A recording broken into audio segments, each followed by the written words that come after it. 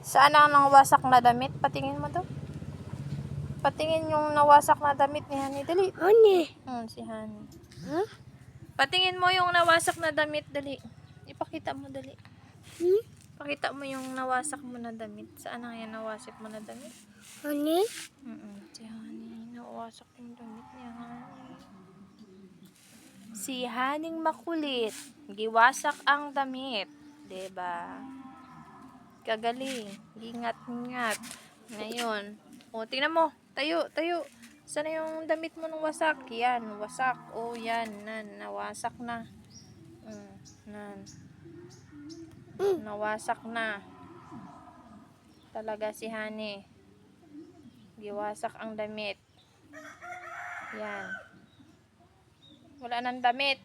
Kaya nawasak na. Talaga. Hindi na yan, love. Napadila-dila. Dila si Honey.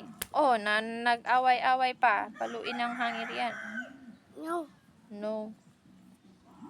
Giwasak mo man ang damit mo. Wala na tayong pambili ng damit. Giwasak mo pa. Oh. Nakita ng tiyan mo na malaki.